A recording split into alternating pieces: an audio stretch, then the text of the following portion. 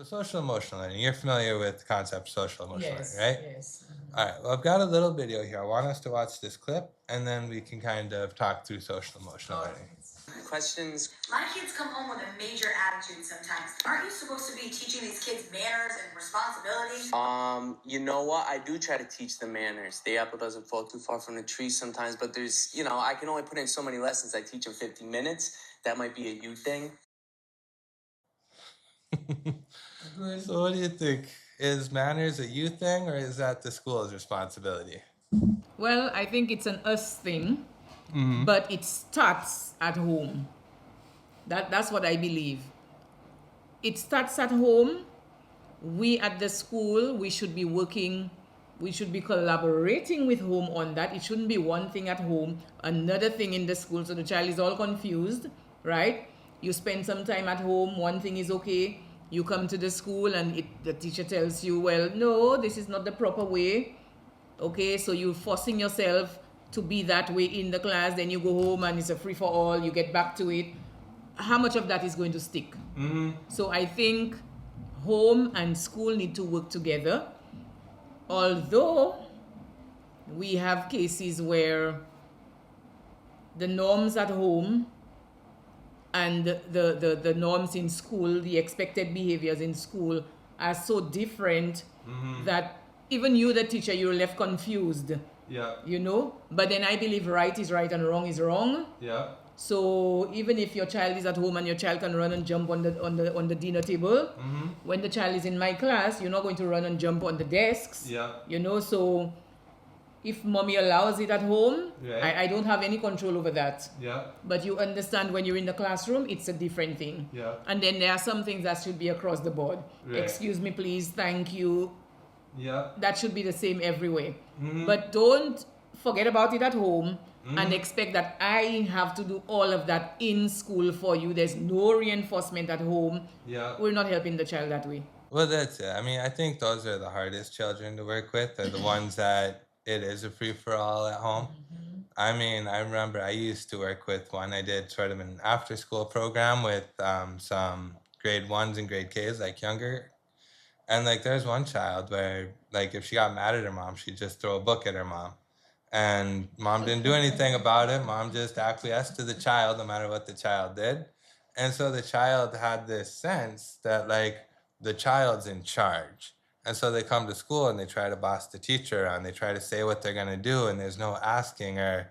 And it's like you gotta put those kids in their place. Like maybe at home you get to do that, but we've got school rules and you're gonna follow the school rules when you're in school. Oh, yes. Oh, yes.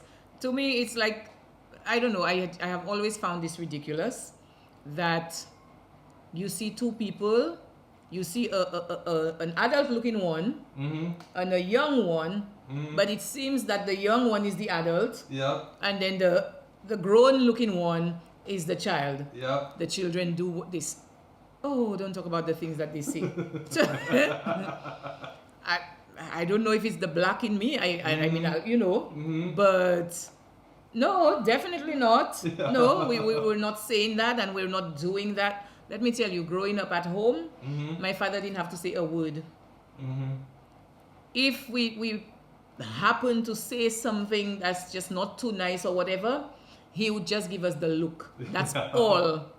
Just the look, Mr. Blaine, and that's it. He didn't have to say anything. My mom was a little more lenient, although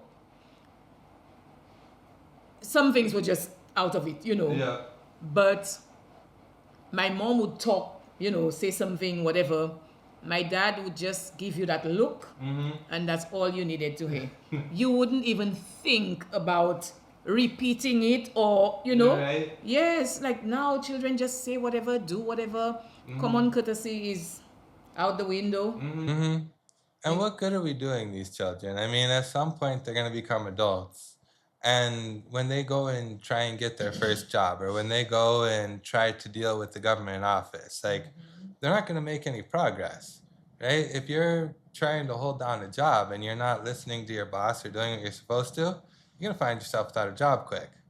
Now, the sad thing is, I mean, I'm not putting down young parents, but there are a lot of young parents who believe that the children don't owe anybody a greeting. And they actually say it, you know. They'll tell you the child doesn't owe you any good morning or good afternoon or whatever. Yes, some of them, they do say it. Okay. Yes. I mean, I find that's just, like I said earlier, it's such a common thing that we found where we were told we were being rude by not. Exactly. And so it just seems like every person down here gets that. But you're saying there's. There are a few who tell you yes, they will tell you that. Not that they didn't get it growing up. They were taught differently. Yeah. But I guess we're in an age where people just feel that, you know, they can do whatever they want or say whatever they want. They're kind of entitled and so on. Yeah. So you find that slowly creeping in. Okay. Now, I believe the onus is on us, the older ones. And I think that's where school plays a very, very critical role. Because if that's what's happening outside, whereas the partnership is important, but if we don't try to instill it in school, it means that the child has no avenue to get it. You understand?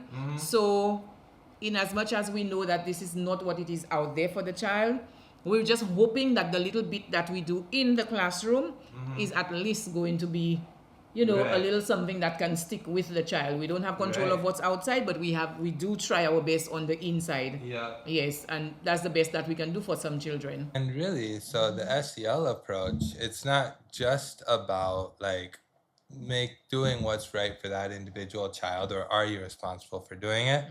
But it's almost about doing what's best for the community. These children are going to be community members. Whatever their values are going to become the values of the community when they step up into that role. And so if we don't teach the SEL now, the community we're going to be living in 20 years, say, is not a community we're going to want to be in. That's right. And that's why I said, while it may not be the case for some of them on the outside at home, we just have to do our bit in the school. We just have to do our bit. And I believe if we try to bring it in an authentic way, you know, make it a part of what is happening, you know, give the children examples of ways that this is beneficial, you know, how it can help them and so on, then I believe they develop an appreciation for it. We don't just say, you're supposed to say thank you when somebody gives you something, right? But you make it a part of the classroom routine where they hear it all the time. They get opportunities to practice it. Yeah. You bring in stories, Yeah. you know, where just that made a difference for somebody, right? And to help them understand how that could be a part of their life. They could be in the same, in the shoes of the characters in the story. You know, they can get a little bit of a chance to reflect, Yeah. want to be like that, Yeah. and try. Because if it's not coming from home and we're giving it in the school, we're only hoping that the child is going to understand it and develop an appreciation for it, and to go with it. Yeah. But that's the best we can do. And so really with that SEL, like, yes, our approach is to do it with the children, but I mean, that's also where a partnership between home and school comes in, because if they're not getting it at home, then we've only got so much time with them each day. Like, they're going to get a lot more from whatever the home expects than what we expect. So if we can help the home to sort of support that as well, be on the same page with us, we can make a lot more progress with those children than if we're trying to do something that's completely antithetical to what the home life is.